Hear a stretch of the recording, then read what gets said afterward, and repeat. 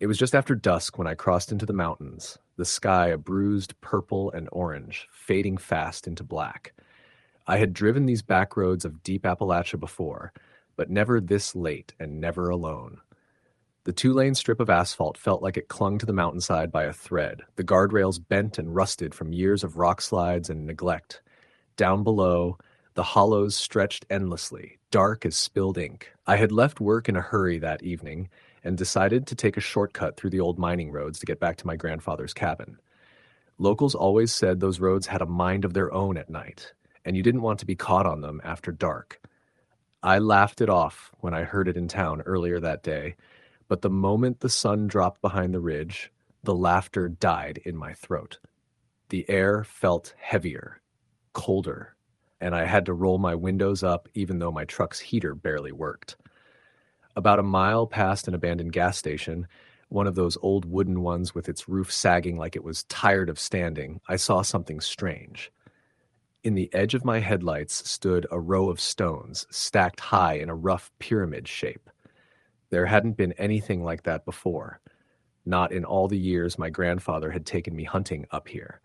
They were too carefully arranged to be natural, but too crude to be part of any grave marker I'd ever seen. I slowed as I passed, glancing at it, and thought I saw a flash of movement, a figure ducking behind the stones. My stomach tightened. I pressed on, telling myself it was just an animal, maybe even a bear. But then, just past the next bend, I saw another stone pile, this one smaller, like a crude cairn, and another figure crouched beside it. My headlights caught only its outline, a hunched back, long arms, head cocked at an unnatural angle. By the time I blinked, it was gone, melted into the trees. My hands went clammy on the wheel. The road narrowed as it climbed, and my old truck groaned under the strain. The trees on both sides leaned close, branches weaving together overhead until it felt like I was driving through a tunnel. The darkness deepened, my headlights barely illuminating the road. That's when the sound started, a low, rhythmic thump, like heavy footsteps pacing the woods on either side of me. Every few seconds, I'd catch a glimpse of something pale moving between the trunks, keeping pace with the truck. I didn't stop. I didn't even slow down. But at the next curve, a figure stepped out onto the road ahead of me. It was tall, impossibly thin, its limbs long and bony, and its face, if you could call it that, looked like pale bark stretched over a skull. Its eyes were hollow, pits darker than the night around it. I slammed the brakes, the truck skidding sideways, and by the time I stopped, it was gone. The woods were silent again. Heart hammering, I pressed the gas, but the truck stalled, shuddering like something had reached inside and grabbed hold of its engine. I tried again, the starter whining uselessly. That's when I heard it, whispering. Not one voice, but several, weaving together from the trees, low and guttural. It wasn't any language I recognized, but it crawled under my skin, made my ears burn. I grabbed the flashlight from my glove box and swung it out the window, sweeping it across the tree line. For a second, I thought the woods were empty. Then the beam caught movement. Figures, dozens of them, crouched low among the trees. Their eyes reflected the light like animals, but their bodies were wrong, too long, too twisted. They tilted their heads in unison, like they were all listening to something I couldn't hear. I turned the key again, and the truck roared to life, like whatever had hold of it had let go. Gravel spat from under my tires as I floored the gas, the truck fishtailing before catching traction. I didn't look back. I didn't want to. But in the rearview mirror, just before the next bend, I saw them step out onto the road behind me, tall and thin and countless, their heads cocked at the same unnatural angle. The road twisted on, longer than it should have been. I'd driven it before. It should have taken 15 minutes to reach the turnoff to my grandfather's property, but the bends kept coming, the same patches of trees flashing by, the same rock formations. I realized then that I wasn't leaving. The road wasn't letting me leave. The whispering grew louder, now inside the cab of the truck, curling around me like smoke. My vision swam, the edges of the world bending. Then abruptly, the trees parted. The road straightened, and I saw a clearing ahead, a little wooden chapel I'd never seen before, its windows dark, its door hanging open. My truck slowed on its own as I passed, and for a split second, I thought I saw someone standing in the doorway, hand raised, beckoning. I drove on, faster now, heart slamming against my ribs. Behind me, I heard a sound I'll never forget, a chorus of howls, low and deep, rising in unison, echoing through the hollow. My headlights flickered, and the air grew colder still, my breath fogging the glass. I gripped the wheel so hard my knuckles ached. When I finally reached my grandfather's turnoff, it felt like breaking the surface of water after being held under. The trees opened, the whispering stopped, and the night returned to normal. Crickets, the distant rush of a creek, the hum of my engine. I pulled into the driveway and killed the lights, sitting in silence, shaking. But even now, I don't think I really made it out. Sometimes at night, I hear the whispers again, faint but distinct, as if they're just outside the window. Sometimes I wake up to find small piles of stones on my porch, arranged in the same strange shapes I saw on the road. My grandfather won't go outside after dark anymore, and neither will I. People say the Appalachians are haunted, full of stories and superstitions passed down through generations. I used to think it was all old-timer talk, ways to keep kids from wandering too far into the woods. But after that night, I know better. Out there, deep in the hollows where the roads twist and the trees press close, something watches. Something waits, and once it notices you, it doesn't stop. Story the end. It started on a night so dark the stars seemed to have fled. I was driving through the deep Appalachian backroads, alone, the kind of roads that twist like snakes around mountains and disappear into valleys shrouded in fog. My GPS was useless. It kept telling me to turn left into nothing, or right into dense forest that looked impassable. I should have turned back, but something kept me moving forward. Curiosity, stubbornness, the journalistic instinct to chase the story no one else would touch. The first sign that something wasn't right came when I noticed the road markers had disappeared, not just the numbers, but even the reflective strips on the posts. The asphalt gave way to dirt and gravel, and the fog pressed in from the trees, so thick it was like driving through water. My headlights barely penetrated it, just catching glimpses of shadows between the trees. Sometimes I thought I saw movement, like figures darting behind trunks, but every time I blinked, there was nothing. Hours into the drive, I saw a light. At first, I thought it was a car, but as I got closer, I realized it was a house, or something like one. It was perched on a small hill, windows glowing a sickly orange, smoke curling from a chimney that seemed too crooked to work. The air smelled of damp earth, rot, and something else I couldn't name. My instinct was to turn around, but my curiosity was stronger.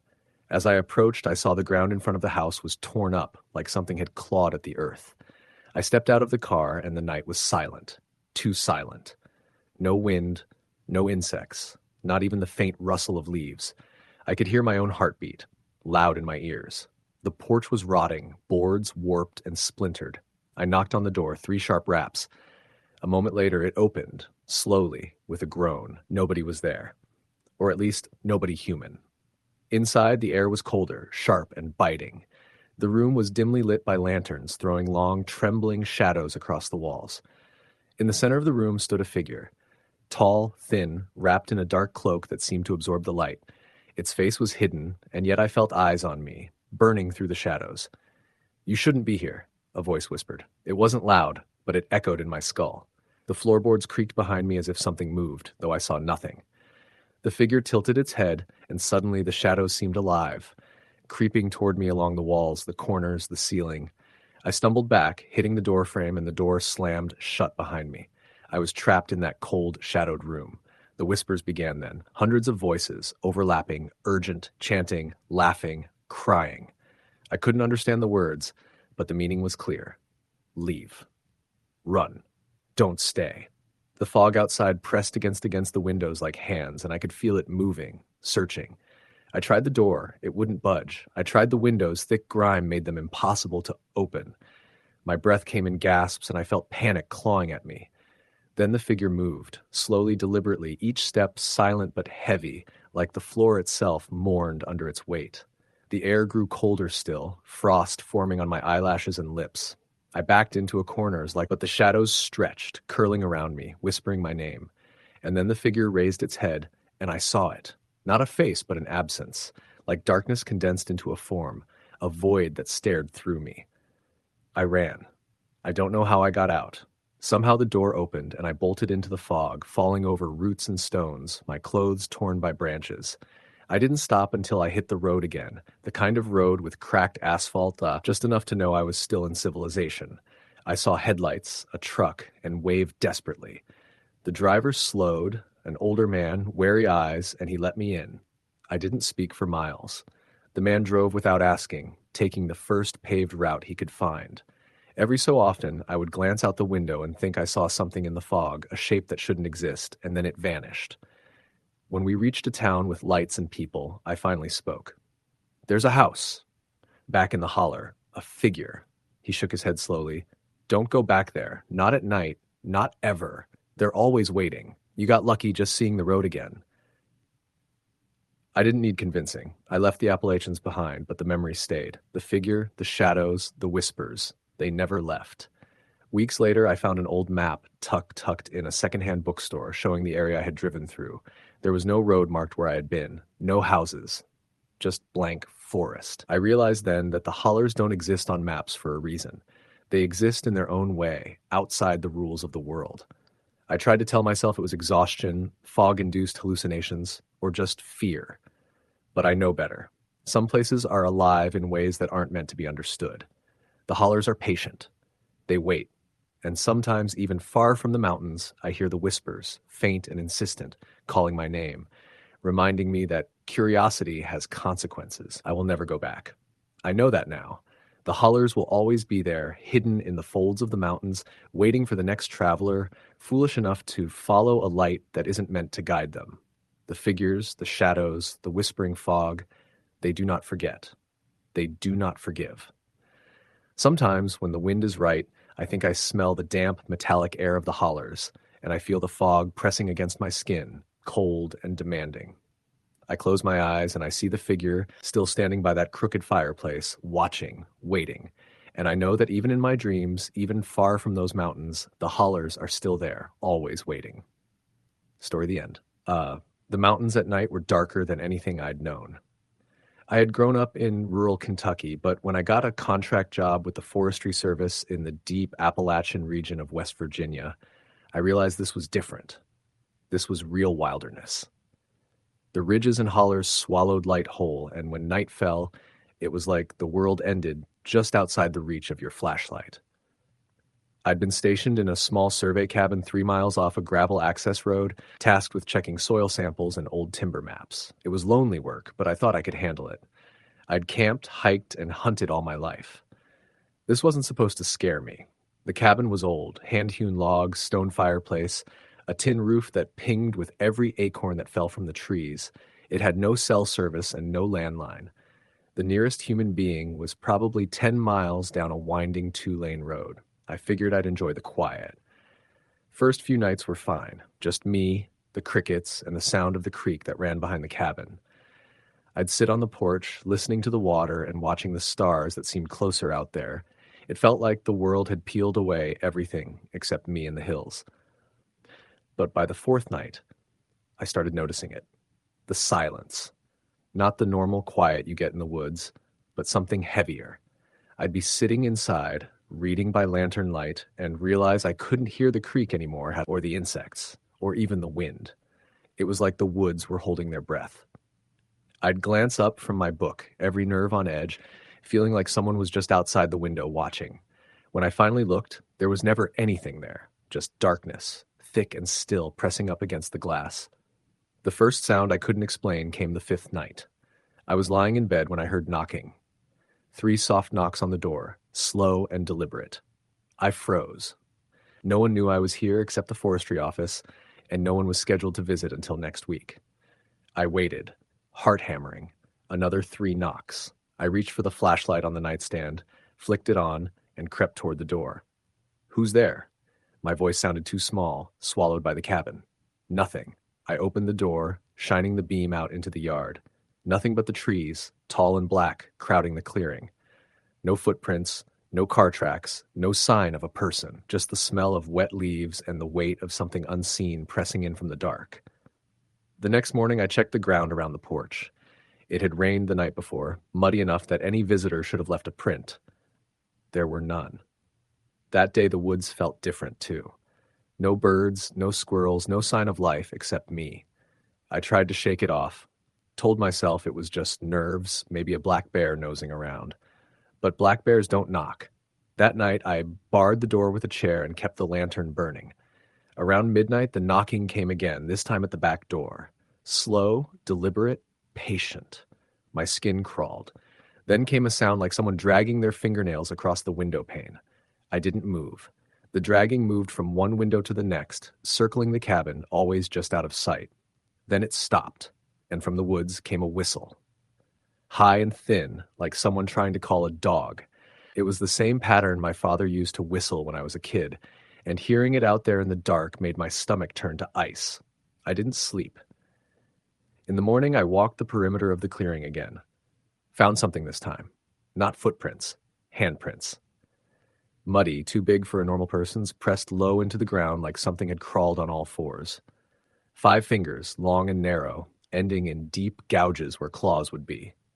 I packed a bag, and told myself I'd hike out to the truck after lunch. But when I started down the trail, the woods didn't look right. The trees were closer together, the underbrush thicker, the path twisting in ways I didn't remember. After a half hour, I realized I wasn't on the trail anymore. My GPS wouldn't connect. My compass spun.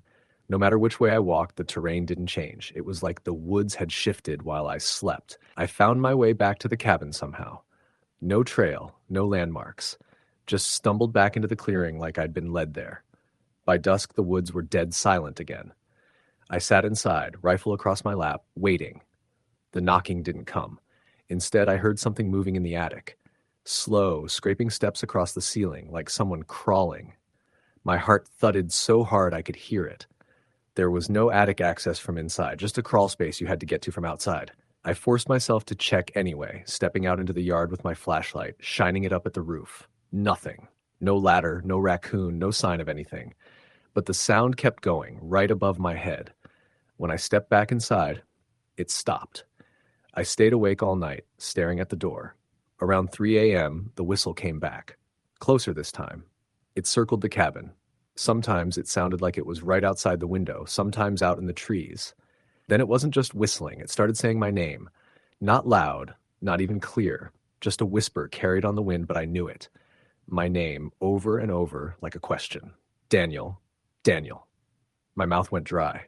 I didn't move, didn't breathe. The whispering stopped. The silence that followed was worse. The next days blurred together. I tried to leave 3 times. Each time the woods swallowed the trail. Each time I ended up back at the cabin, more exhausted, more scared. I stopped trying. The nights got longer. The knocking turned to scratching, the scratching to pounding. Some nights I'd wake to find the door open, though I'd locked and barred it. My lantern would be out, and the air inside the cabin would smell like wet earth. Once I woke with muddy handprints on the edge of my bed, as though something had been kneeling there, watching me sleep. On the 10th night, I saw it. Not just shadows or handprints, it. I'd kept the lantern off, sitting in the dark with my rifle, watching the window. Around midnight, something moved at the tree line. Tall. Thin. Its arms hung too long, its head cocked at an unnatural angle. It didn't step forward so much as glide, shoulders twitching like it was trying to remember how to walk. The lantern flickered even though it was off. My ears rang. I couldn't move. It came closer, slow and silent, until it stood at the edge of the porch. Even in the dark, I could see its face, or where a face should have been. Just a blank, pale shape with a mouth that stretched too wide. It opened that mouth, and the whistle came out, high and thin, my father's whistle, warping into my name. Daniel, I fired. Once, twice. The shots were deafening in the cabin. When the smoke cleared, the porch was empty. The woods were still. I waited until dawn, shaking. When daylight came, there were no shell casings on the floor. My rifle was clean, like I'd never fired it. It's been 3 weeks since then, or maybe longer. Time doesn't feel right anymore. Some nights I hear it on the roof, some nights in the walls. Sometimes it calls my name. Sometimes it laughs in a voice that sounds like mine. I've stopped lighting the lantern. I've stopped locking the doors. None of it matters. The woods don't let you leave. Not really. They just wait until you stop fighting. I think about the survey maps I came here to check, old marks showing where settlements once stood, places where people vanished a century ago. Maybe they didn't vanish. Maybe they're still here in the dark, part of whatever this is. Last night I woke to find the door open again. The woods were full of light, not moonlight, but something pale and pulsing. Shapes moved between the trees, tall, thin, endless. They whispered my name in voices that sounded like everyone I've ever known. I stepped onto the porch without my rifle. The air was cold, but it felt almost welcoming. I know I should be terrified, but I'm not anymore. I'm tired. So tired. And the mountains want me. You can feel it when they want you. When the dark isn't empty but full of something that's been watching you from the start. If anyone finds this, if anyone reads my notes, don't come here. Don't come looking for me. The deep Appalachia isn't just hills and hollers. It's old, older than the towns, older than the people who named it. And at night, it wakes up. I'm going outside now. I think I hear my father whistling. Story, the end. The night air in the heart of Appalachia has a weight to it that's hard to explain until you've felt it yourself. It's heavy, damp, and strangely still, like the mountains are holding their breath. I learned that on a cold autumn night when I took a job hauling supplies between two isolated mining towns in the West Virginia highlands. The job paid better than anything else around, but the route was a twisting ribbon of one-lane blacktop through some of the darkest, deepest hollows I'd ever seen.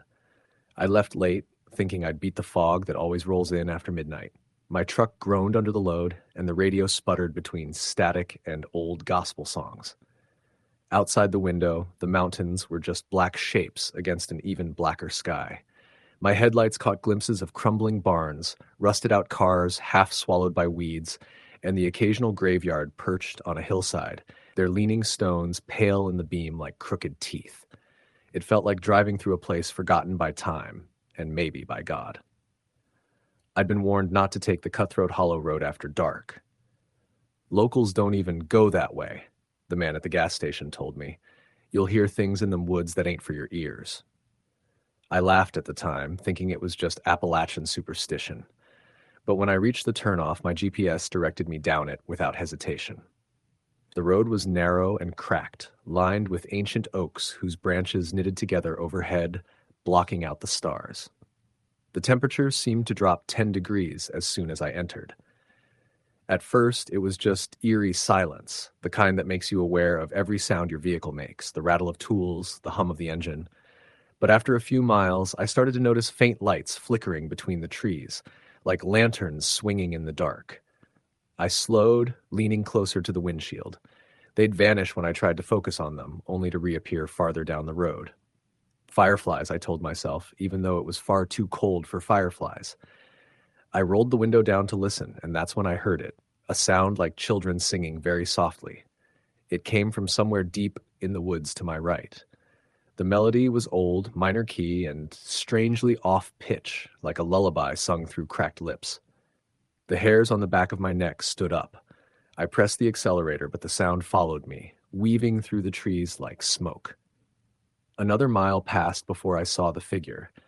My headlights caught him standing on the shoulder, a tall man in a threadbare coat and wide-brimmed hat, head bowed as though praying. He didn't move as I approached, but just as I passed, he raised his head. His face was pale and smooth like wax, with no eyes where eyes should be. My stomach lurched. I swerved, nearly hitting a tree. When I looked back in the mirror, he was gone. Shaking, I pulled over at a small clearing to get my bearings. The woods here were thicker, and a thin mist crept along the ground. My phone had no signal, of course. I grabbed my flashlight and stepped out, telling myself I'd just stretch my legs for a minute before continuing. The air smelled of damp earth and iron. That's when I saw the cabin. It stood a little ways off the road, crooked and leaning, its door hanging open like a mouth mid-scream.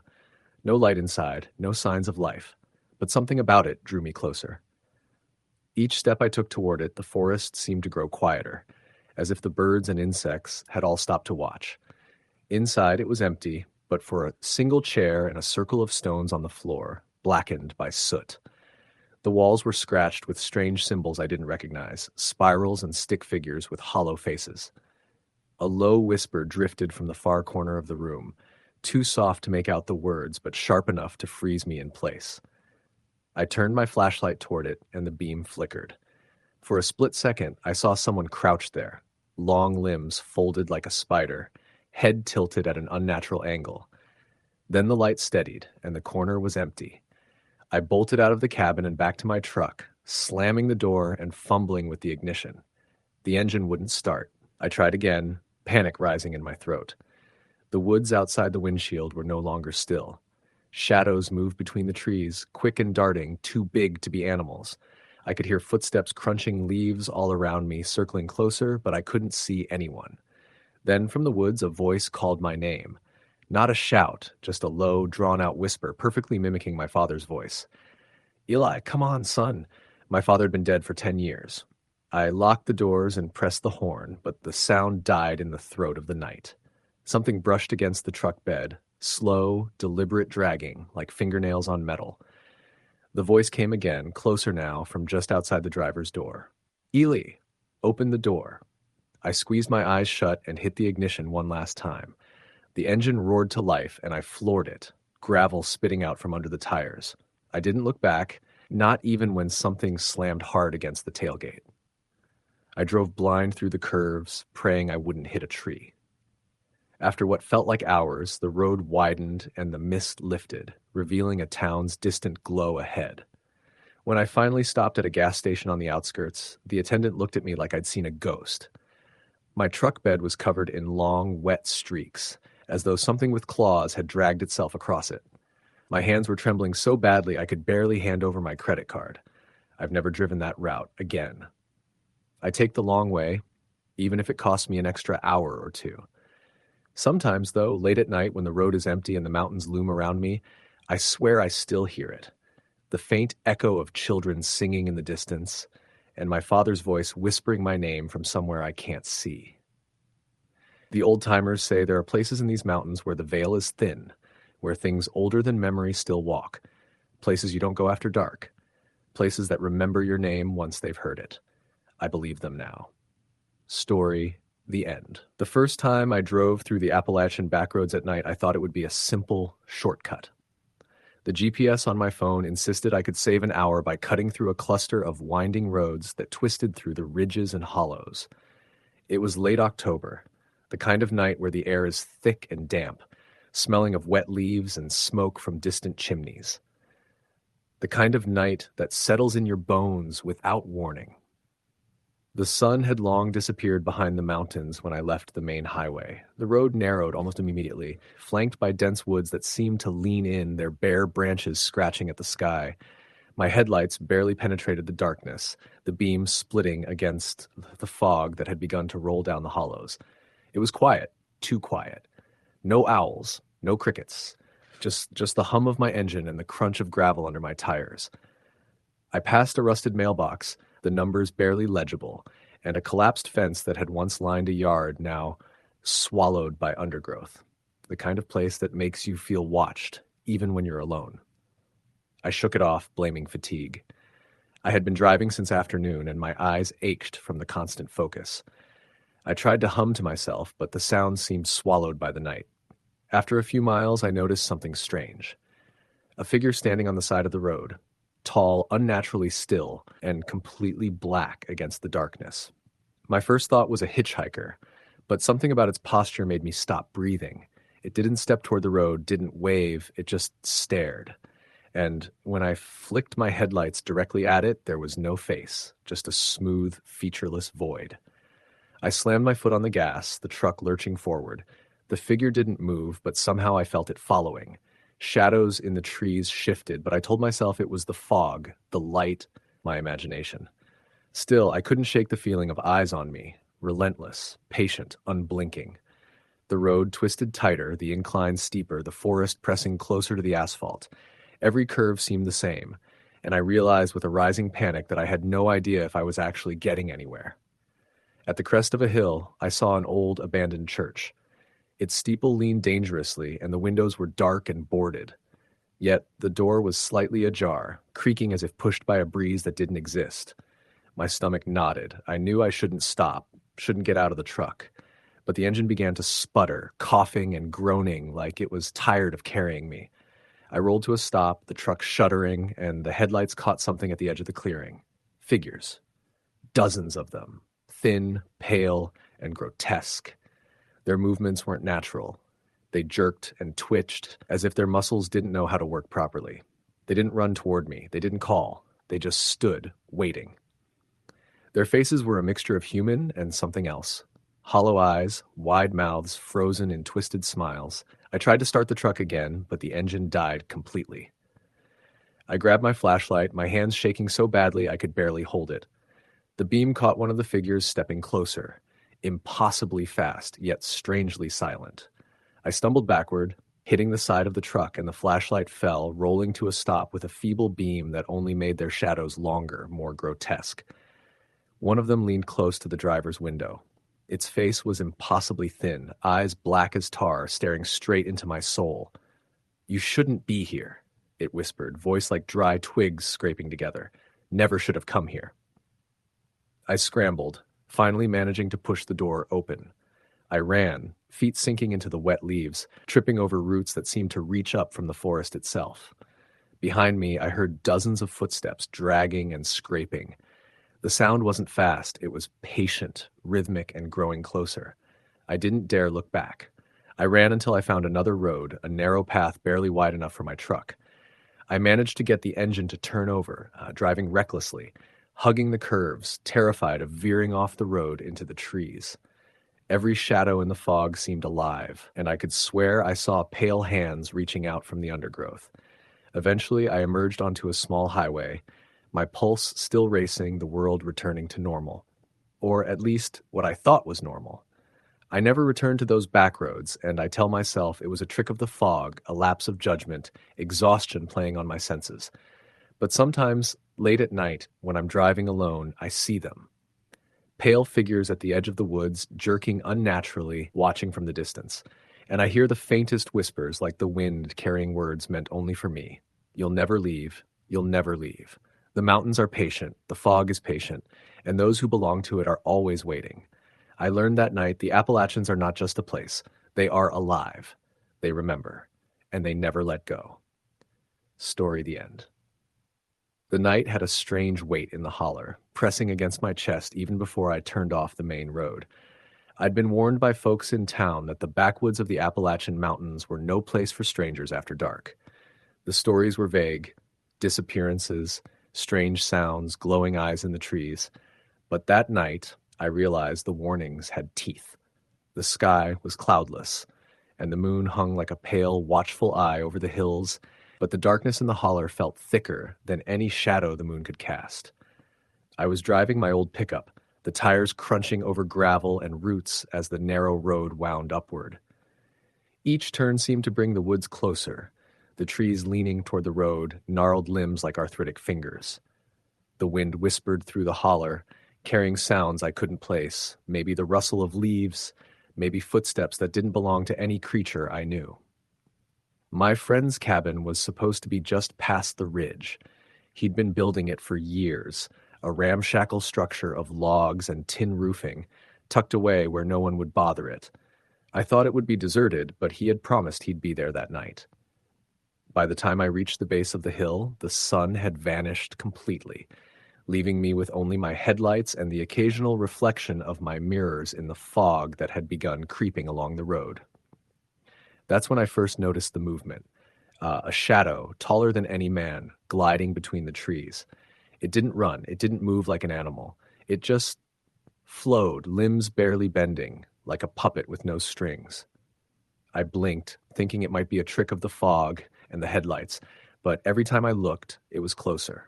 I tried to speed up, heart hammering. The truck protested, groaning as if it could feel the tension in the air. Branches whipped against the side, leaving scratches I would later see, but I didn't look back. My mind tried to rationalize, maybe it was a deer, maybe a bear, but instinct screamed that neither could move that way. I heard footsteps then, though there was no one on the road. Heavy, deliberate, following me. Not running, not trying to catch up, just walking, crunching leaves and snapping twigs in rhythm with my panicked heartbeat. I slammed the brakes once, and the headlights revealed nothing, only the fog, swirling, twisting, thick enough to blot out the road for a moment. I pressed on, and then the thing stepped onto the road. Not far, just enough to make me freeze. It was taller than any man I'd ever seen, bent unnaturally, skin pale but glistening as if wet. Eyes, yellow and reflective, locked onto me. I swear it grinned, though the mouth was too wide to be human. A low, guttural hiss came from it, vibrating the air in a way that made my teeth ache. I slammed the truck into gear and floored it. Mud and gravel sprayed, tires skidding. The thing followed, gliding over the ground with impossible speed. My headlights caught it intermittently, eyes fixed, limbs bending in ways that shouldn't be. I wanted to scream, but my voice was gone, swallowed by the holler. The cabin appeared finally, dim lights flickering in the windows. I skidded to a stop, the truck fishtailing across the dirt. I jumped out, slamming the door high, fumbling for the keys to unlock it. Inside, it was dark but quiet. I leaned against the door, panting, listening. Outside, I could still feel it, there in the fog, watching, waiting. Minutes passed. I told myself it was gone, that maybe I'd imagined it. But then a branch scraped against the cabin, slow and deliberate.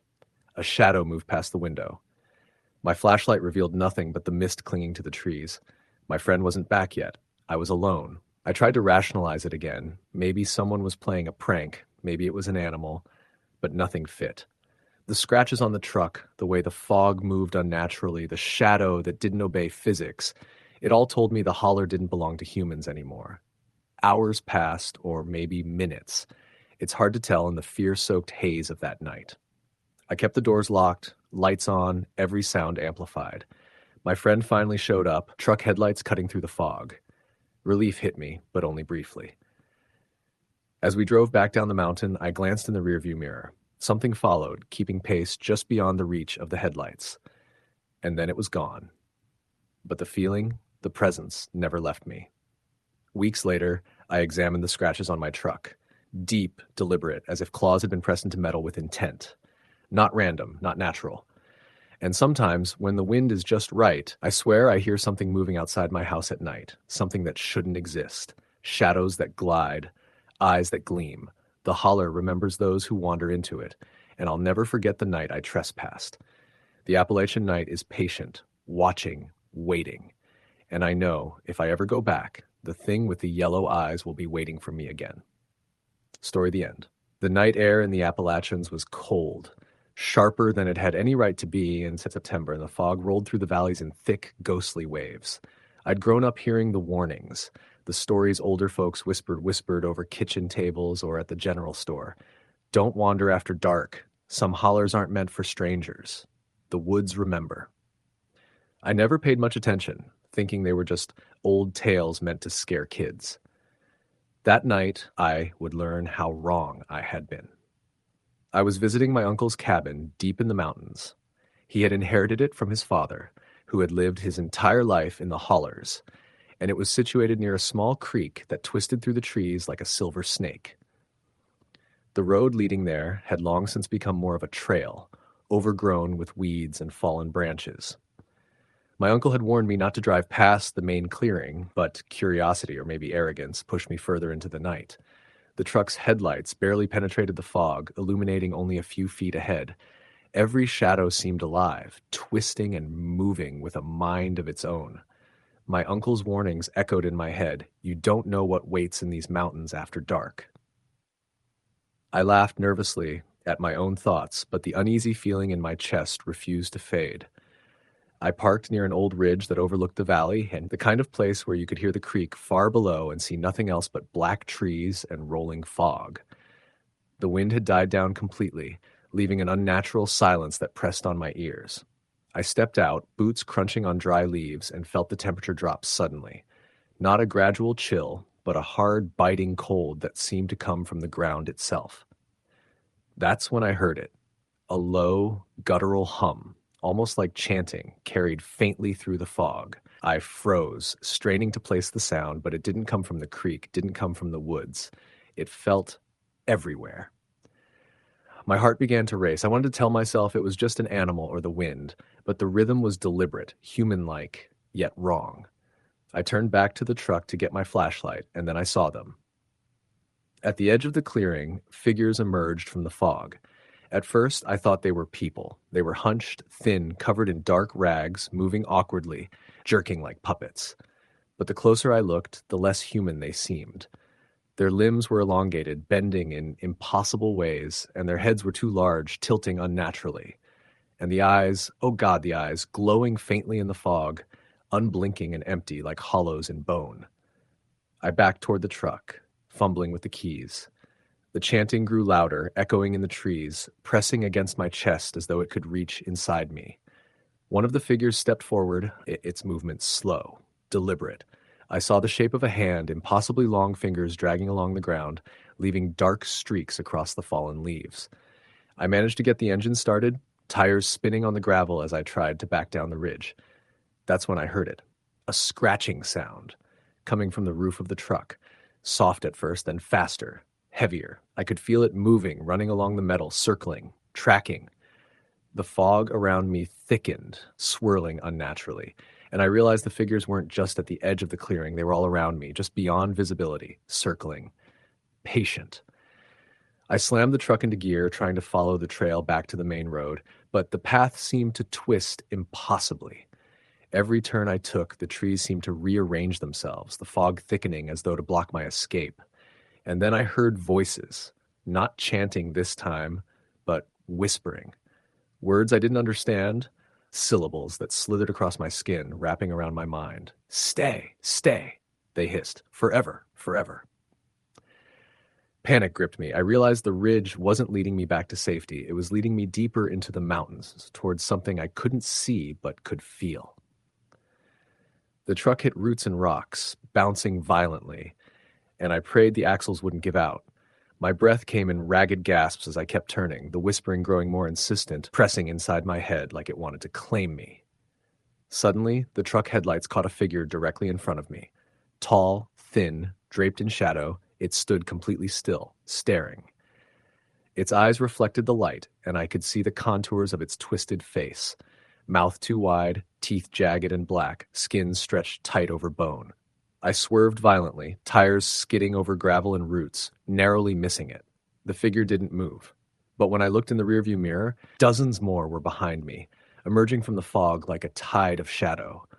I drove blindly, heart pounding, screaming into the night. The road seemed endless. I lost sense of time, distance, everything. All I knew was the relentless pressure of those things, the whispering, the constant presence of their eyes. I finally saw a faint glow ahead, the lights of my uncle's cabin. Relief surged through me, but it was short-lived. As I approached, the figures stopped at the tree line, not chasing me now, just waiting, watching. I slammed the truck into the driveway and ran inside, slamming the door behind me. My uncle was on the porch, flashlight in hand, face pale under the beam. "You shouldn't have come this far," he said quietly, almost to himself. "They've been waiting a long time. They don't like strangers." I didn't sleep that night. Every window, every corner of the cabin seemed to hum with their presence. I thought about going back home at first light, but the mountains were patient. They didn't let you leave quickly. They had a way of following you, lingering on the edges of your awareness, making you doubt every sound and shadow. By the next evening, the fog had lifted and the cabin seemed normal. But I could still hear faint scratching on the roof, and if I strained, I thought I could hear whispering under the floorboards. I left the mountains the next morning, taking the long way around, sticking to the main roads, trying not to look back. It's been years now, but the memory never fades. Sometimes, late at night, I hear whispers in the wind, soft and persistent. Sometimes I see shadows flicking past the edges of the streetlights near my home. And every time I close my eyes, I see the elongated figures in the fog, watching, waiting. I've learned some things the hard way. The Appalachian Mountains are alive at night. Not with animals, not with the wind, but with something older, something patient. Something that remembers those who stray too far from the paths they should not have left. And if you ever wander deep into the hollows after dark, be warned, it doesn't matter how far you run. They will find you. They always do. Story the end. The highway was a thin gray ribbon cutting through the Appalachian Mountains, barely more than 2 lanes, and at night it felt like it disappeared into the darkness entirely. I was driving my old sedan, headlights struggling to illuminate the curves ahead, the radio only faintly picking up static and the occasional distant country song. I had grown up near the foothills, but nothing had prepared me for this stretch of the deeper Appalachians. The air smelled of pine, wet earth, and something I couldn't name, something faintly metallic and decaying. I was alone, hauling supplies to a small hunting cabin my uncle had left me years ago, a place I hadn't visited in over a decade. The sun had just set when I took the turn onto the logging road that led to the cabin. Mud clung to the tires instantly, and the road narrowed until the trees themselves seemed to lean over me, their branches scratching at the roof like skeletal fingers. I told myself to stay calm, to focus on the headlights, but the shadows between the trees seemed to flicker with movement, subtle at first, but growing more insistent with every mile. By the time I reached the clearing where the cabin sat, the moon had risen, casting long, distorted shadows across the weathered boards. The place looked abandoned, though the faint smell of smoke lingered. I parked, grabbing my bag and flashlight, and approached the door. The wind whispered through the pines, carrying with it an odd sound, like laughter, but thin, hollow, and wrong. I shivered. I had always been skeptical of old Appalachian ghost stories, but something in the air here felt wrong, alive even, like the forest itself was breathing around me. Inside, the cabin smelled of mold and old wood. Dust coated the surfaces, though the fireplace had clearly been used recently. A journal lay on the table, pages yellowed and curling. Flipping through it, I saw entries dated decades ago, but some of the handwriting was my uncle's, recent and shaky. The forest watches. It hungers. Do not linger after dark. I frowned. The writing sent a chill down my spine, and a loud thump on the roof made me jump. I told myself it was an animal, maybe a raccoon or a falling branch, but the sound repeated, slow, deliberate. That night, I couldn't sleep. Every time I closed my eyes, I thought I heard someone, or something, moving just outside the cabin. A scratching, faint at first like claws on wood, grew steadily louder, circling the building. I shone my flashlight toward the window, catching glimpses of movement among the trees. Shadows stretched unnaturally, and once I thought I saw a figure standing between two trunks, tall and impossibly thin, its head tilted in a way that no human neck could bend. When I blinked, it was gone. The following day, I tried to rationalize everything. I convinced myself the noises were animals, the shadows tricks of the trees and moonlight. I explored the surrounding area, finding old logging equipment and a collapsed barn, but nothing else unusual. Yet at night, the forest pressed in closer. Whispers threaded through the wind, just beyond comprehension, calling my name softly, coaxing me toward the darker parts of the woods. On the third night, I awoke to a sound at the door. Slow, dragging footsteps, moving deliberately around the perimeter of the cabin. I grabbed my flashlight and peered out, my heart hammering. Nothing, just the darkness pressing against the thin glass. The steps stopped. Then I heard it, a low melodic hum, vibrating through the walls and floor. It wasn't music exactly, but the cadence was human, unsettlingly so. I wanted to run, but my legs felt frozen. The lamp flickered, and in the dim glow, I saw scratches across the floorboards inside the cabin, new and jagged, as if something had walked on its hind legs. Panic set in. I tried calling for help, but there was no signal. The road back was a blur in my memory, and every time I tried to leave, the forest seemed to twist around me, shifting, rearranging itself. I would see the same tree twice, the same fallen log in impossible positions. It was as if the mountains themselves were alive, corralling me, herding me toward something I didn't understand.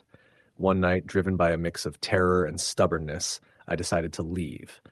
I ran out to the car, threw the door open, and jumped inside. The engine refused to turn over. My heart pounded in my chest as I heard the footsteps again, moving closer, circling. I dared to look into the rearview mirror. There, behind the trees, was a figure. Too tall, too thin, limbs bending at impossible angles.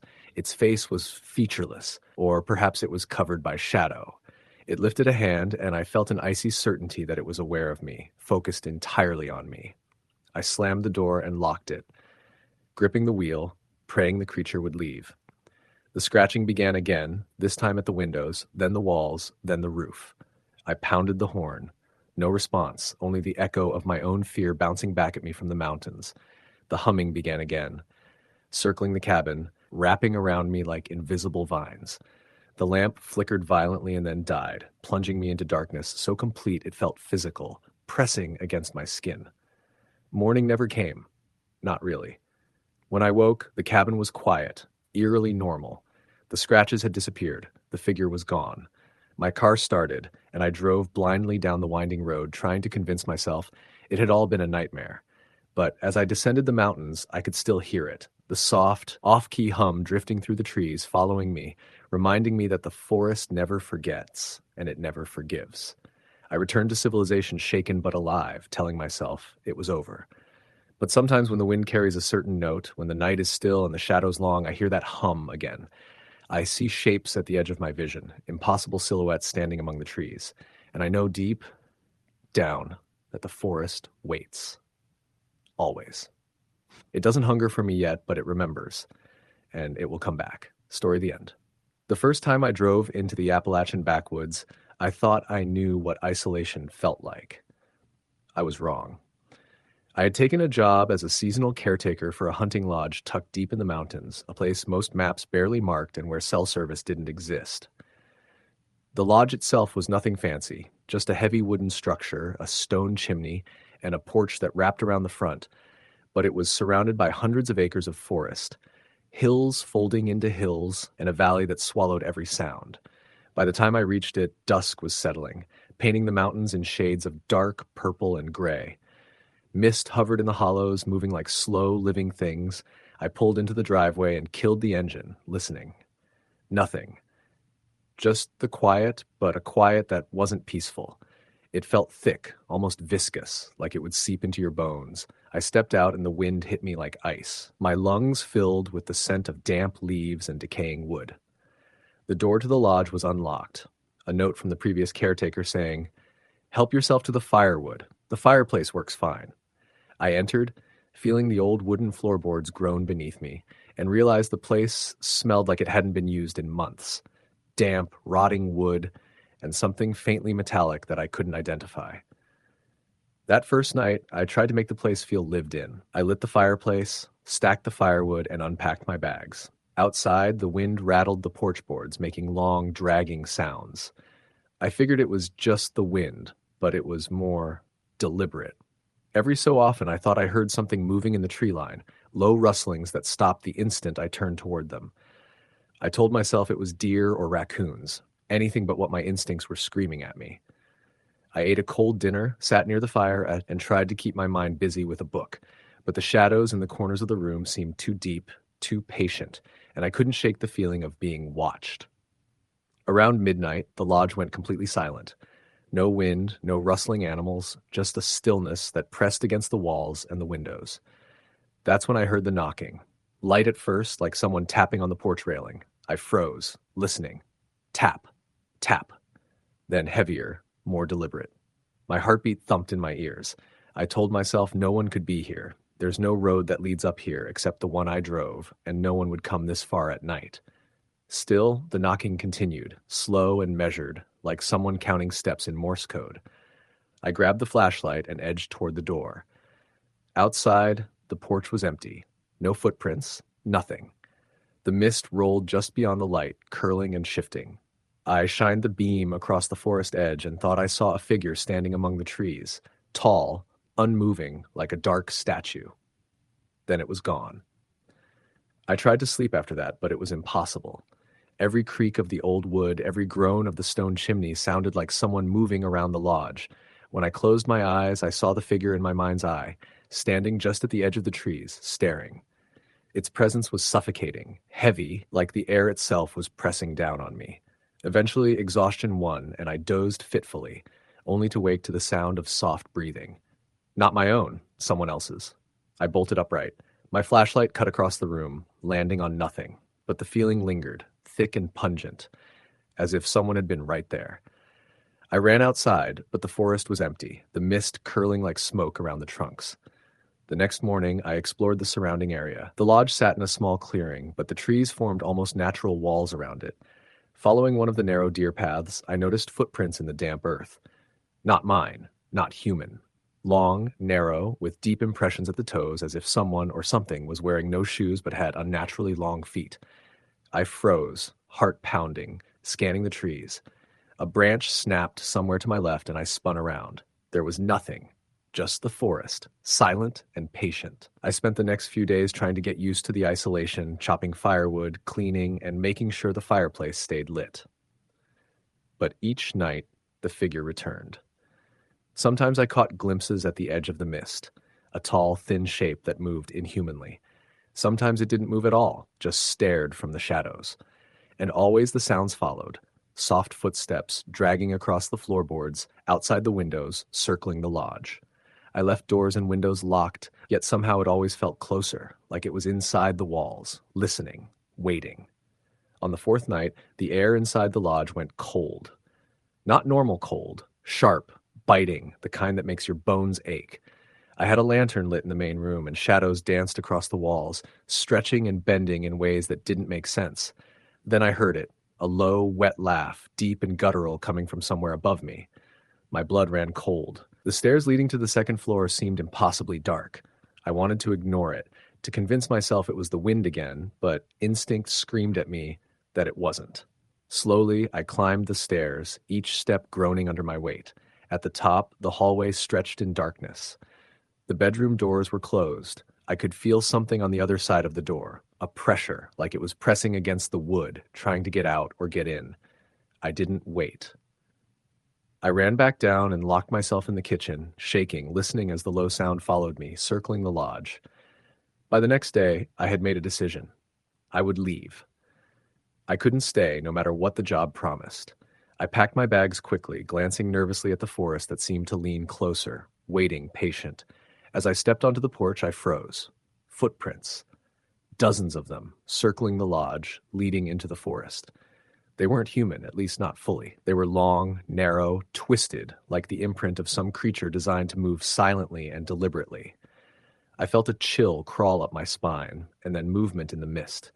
The figure emerged, taller than a man, thin, with limbs that bent in ways that were grotesque. Its face was hidden in shadow, but I felt its eyes on me.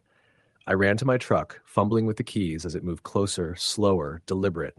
It didn't run. It didn't need to. It just moved toward me, patient and inevitable. I drove down the mountain in silence, the figure retreating into the mist but still watching, waiting. I didn't look back until I reached the town below, a place where the air felt breathable again, normal. But even in the safety of the streetlights and the small houses, I felt its presence linger, like a stain on my nerves.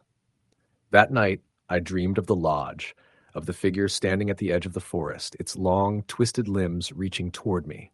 I woke gasping, cold sweat on my body, and I knew with a certainty that terrified me that it had followed me, not physically, but somehow, spiritually. It knew where I was. It would always know. I never returned to the lodge.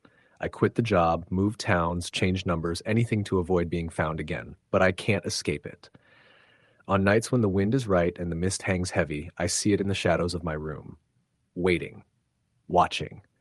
And I know that somewhere in those mountains it still roams, patient, hungry, unseen, yet ever present. I have nightmares where it finds me, where the forest itself rises to claim me, and the last thing I hear is that wet, low laugh echoing as the world goes black. Years later, I drove past the base of the mountain, almost by accident. The lodge was gone, or at least it looked gone, just a charred, empty frame now. But the forest was the same, thick and patient, and I thought I saw a figure standing at the edge of the trees, tall, thin, impossibly still. I swallowed hard and kept driving. I know it's still there, in the folds of the mountains, in the mist and shadows, waiting for the next fool who wanders alone at night. Story the end. The first time I drove deep into the Appalachian Mountains at night, I realized how different darkness feels out there. Where I grew up in Ohio, darkness came with street lamps, porch lights, the faint orange glow of cities on the horizon. But in the mountains, once the sun went down, it was like someone shut a lid over the world. The trees swallowed up headlights, and shadows pressed against the glass, unbroken, endless. There weren't houses or billboards, or even passing cars, just winding blacktop, sharp switchbacks, and forest that leaned in like it wanted to close its fist around you. I was 26, working as a surveyor's assistant. Our job had us bouncing around back roads and hollows to mark lines for a company that wanted to run new fiber optic cables through parts of rural Kentucky and West Virginia. My boss, Harold, was the kind of guy who thought the hills were still just the hills. "Ain't nothing but critters out there," he'd say every time I mentioned how uneasy I felt. But the longer I spent in those woods, the more I knew that wasn't true. One night in late October, Harold sent me out on my own to double-check markers we'd placed earlier that week. The job was simple: follow GPS pins, make sure nothing had been knocked over, replace any missing flags. It should have taken a few hours, but the truth was, I got lost. My signal cut in and out, roads weren't labeled, and out there directions didn't mean much anyway.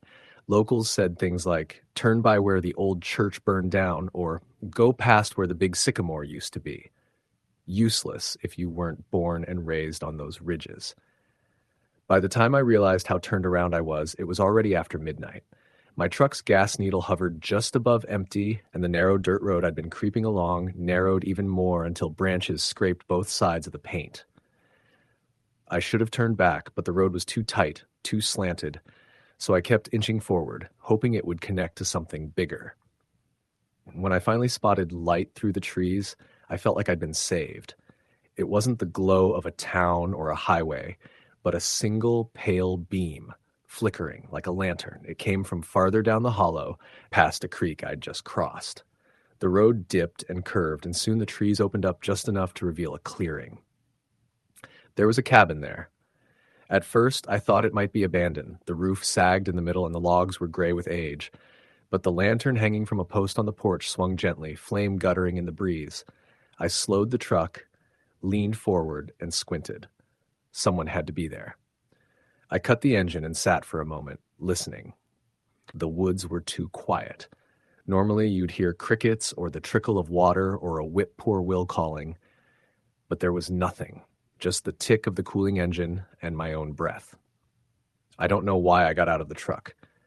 Maybe I thought whoever lived there could give me directions back to a main road. Maybe I just didn't want to feel like I was stranded alone. I grabbed my flashlight, stepped onto the dirt, and crunched up the path. The porch boards creaked under my boots. The lantern swung, throwing shadows across the cabin door. Up close, I could see the place wasn't as abandoned as I thought. There was a rocking chair, a stack of split wood, boots lined up neatly against the wall. I raised my hand and knocked. The sound echoed dully inside. No answer. I knocked again, louder this time. Still nothing. That was when I noticed something carved into the doorframe. Dozens of little symbols, scratched deep into the wood. Some looked like X's, others like circles with lines through them. My eyes followed them up and down the frame until I realized the same markings covered the window shutters too. I stepped back, uneasy. That's when I heard movement inside. Not footsteps exactly, more like a dragging shuffle, slow and deliberate, crossing from one side of the cabin to the other. I froze. The lantern flame sputtered as if a gust of wind had passed over it, though the night was still. "Hello?" My voice cracked. "Sorry to bother you. I'm lost." The movement stopped. I waited, holding my breath, my flashlight trembling slightly in my hand. Then, very softly, something tapped on the other side of the door. Not like knocking, like fingernails clicking against wood. Once, twice, 3 times. I staggered back off the porch. Every instinct screamed to leave, to get back in the truck, to drive until the tank was bone dry. But my feet dragged like I was stuck in molasses. The lantern flame steadied. The tapping stopped. And slowly, the door creaked open. No one stood in the doorway. The cabin was pitch black inside, darker than it should have been, like the light from the porch refused to cross the threshold. I lifted my flashlight and shone it inside. The beam barely cut through the darkness. I could see the rough shape of a table, maybe a chair, but the edges bled into shadow as if the room stretched farther than it should have. Then, just as I took a step closer, something moved at the far end. It wasn't a person, at least not exactly. Too tall, shoulders bent at an odd angle, head cocked too far to the side. The light skimmed across a face that wasn't right, eyes black and empty, mouth stretched into something between a grin and a grimace. I stumbled backward, nearly falling off the porch. The figure didn't advance. It only tilted its head farther, like it was curious, like it was waiting. I bolted. I sprinted to the truck, heart hammering, breath ripping out of me in ragged gasps. My hands shook so hard I dropped the keys twice before jamming them into the ignition. The engine roared, tires spit gravel, and I shot down that narrow road without looking back. I drove blind, branches whipping the windshield, bouncing over rocks, praying I wouldn't slam into a tree. Somehow, I made it back to a paved road. Somehow, I found a gas station 2 towns over before the tank hit empty. I didn't tell Harold the next day. Didn't tell anyone. How could I? It sounded insane. A cabin deep in the holler, a door marked with strange carvings, something waiting inside that wasn't human. But here's the part that's kept me up nights since. 2 weeks later, while checking another site, we passed a local old-timer sitting on his porch.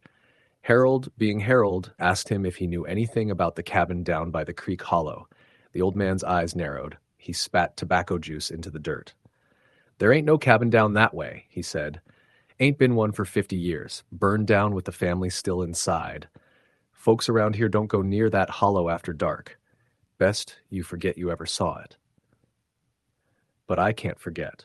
'Cause sometimes late at night, when I'm parked at some lonely job site and the woods press close around me, I hear that sound again. That soft, deliberate tapping, fingernails on wood. And when I look out the window, I swear I see a lantern swaying between the trees, waiting for me to follow it back. Story the end. The mountains at night have a way of swallowing sound. I learned that the first time I drove deep into the heart of Appalachia, the roads narrowing into single lanes, carved along cliff sides, the trees folding overhead until I felt like I was traveling through a tunnel of bark and shadow. The air was cool, carrying the smell of damp earth and moss, and the kind of stillness that makes you aware of your own breathing. I'd taken a job surveying land for a development project. The company back in Charleston was planning to buy up property, run utilities out there, and start turning the rugged hills into something marketable: vacation cabins, hunting lodges, maybe even a resort. It was the kind of work I'd done before, driving out, mapping property lines, making notes on soil and streams, but nothing had prepared me for just how remote this stretch of West Virginia felt. Cell service cut out 20 minutes before I reached the site. The last gas station I'd passed was so old its pump dials still clicked in rolling numbers. The land we were interested in stretched through a valley bordered by ridges thick with pine and oak. An old gravel logging road wound its way toward the center, and I parked my truck by a rusted gate that sagged from its hinges. From there, I'd be on foot. It wasn't my first solo job, and I'd packed light but smart. A topo map, compass, flashlight, extra batteries, a thermos of coffee, and my sidearm, just in case. People talk about bears, but it's usually people you've got to worry about in the backcountry. The sun was already dipping when I locked the truck, painting the hills in long shadows. I started down the trail, crunching gravel under my boots. The deeper I went, the quieter it got. Even the usual woodland noises, birds calling that bugs buzzing, seemed muffled. Every so often I'd pause and take a bearing, scribble notes, then continue. After about an hour, I came across the first sign that someone had once tried to make a life there. An old foundation sat half buried in vines, its stones collapsed inward. A rusted bed frame lay twisted in the brush, and a collapsed chimney rose like a finger pointing to the sky. I marked the site on my map, noting it for later, and pressed on. The logging road narrowed until it was barely more than a deer path. Twilight settled fast in those mountains. The trees closed in, blotting out what little sky remained. By the time I reached the valley floor, night had arrived in full. I pulled my flashlight, the beam cutting a narrow cone through the dark. It was then I heard the first sound. It wasn't an animal. Not the rustle of a deer or the distant yip of coyotes. It was a whistle. Low, 2 notes, carried faintly through the trees. I froze, every hair on my arm standing. Sound travels strangely in hollers, bouncing off ridges and cliffs. It was impossible to tell exactly where it came from. I waited, straining my ears. After a few seconds, it came again. 2 notes, deliberate. I flicked off my flashlight instinctively, standing in pitch black. My breathing sounded too loud, like it could give me away. The whistle didn't come again. After what felt like a long stretch, I shook it off and told myself it had to be something ordinary. Maybe some kid messing around, maybe an echo of a bird call warped by the valley. I clicked my light back on and forced myself to keep walking. The trail led me to a clearing where an old barn sagged against the trees. Its roof had caved in long ago, but the frame still stood, skeletal and broken. I thought about turning back toward the truck, but curiosity won. I stepped inside. The beam of my flashlight swept across warped planks and collapsed beams. Dust hung in the air, disturbed by my movements. In one corner, I noticed carvings in the wood, initials and dates etched deep into the boards. Most were from the early 1900s. A couple were newer, 1950s, maybe even later. But one carving caught my attention. It was a crude drawing, not letters. A spiral, tight and uneven, with stick-like shapes radiating from it. It didn't look like graffiti kids would leave behind. It looked older. I snapped a photo with my work camera, mostly for record keeping. As I lowered the camera, I thought I saw movement beyond the doorway, a flicker of shadow against shadow. I swung my light toward it, but nothing was there. The air inside the barn suddenly felt heavy, damp, like the air before a storm. I stepped back out into the clearing, trying to shake the feeling crawling up my spine. That's when the whistle came again. 2 notes, this time closer. I spun, flashlight sweeping the trees. The sound had come from no more than 50 yards away. "Hello?" I called, hating the crack in my voice. "Who's out there?" No answer, just silence. I started back toward the trail, faster now. My boots crunched leaves and snapped twigs, but underneath the sound of my own movement, I could swear I heard another set of steps, light, careful, keeping pace. I stopped abruptly. The other steps stopped too.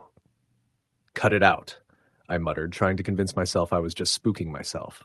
I took a deep breath, adjusted my grip on the flashlight, and forced myself forward. For the next half-mile, the feeling didn't leave.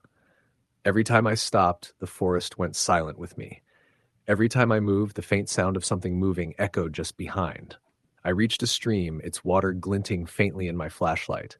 I knelt to splash my face, trying to wash away the tension, but when I looked down, I froze. There were footprints in the mud, not mine. They were barefoot. Wide, with long toes, pressed deep like whoever made them was heavy. They led up from the stream and disappeared into the trees. My first thought was that some local was out here hunting or living rough, but something about the prints unsettled me. The shape was wrong, too long, almost stretched. I snapped another photo, then decided I'd had enough for one night. I turned back toward the direction of my truck, following the trail fast. The woods seemed darker now, as if the night itself thickened. My flashlight flickered once, then steadied, but my grip on it tightened. Every so often I'd hear something in the distance, branches snapping, that faint whistle. But I didn't stop again. When I finally saw the faint glint of my truck through the trees, relief washed over me. I broke into a jog, gravel scattering under my boots as I reached the gate. My truck sat where I'd left it, quiet and waiting. But something was different. Pinned under the windshield wiper was a strip of bark. Rough, peeled fresh from a tree. Carved into it was that same spiral I'd seen in the barn. The hair on the back of my neck stood. I scanned the tree line, the dark pressing in from all sides. The night was silent again, but not empty. I didn't waste time. I yanked the bark free, tossed it aside, and jumped into the truck. The engine roared to life. My headlights cut a shaky beam down the gravel road as I tore out of there, not caring about potholes or ruts. The forest closed behind me, swallowing the road as I drove. For miles I didn't slow, didn't breathe easy, until finally I hit the highway. Even then, the image of those footprints, the sound of that whistle, and the carved spiral burned in my mind. And sometimes, late at night, when everything is quiet, I swear I hear it again. 2 notes, low and deliberate, drifting just at the edge of hearing. Story the end.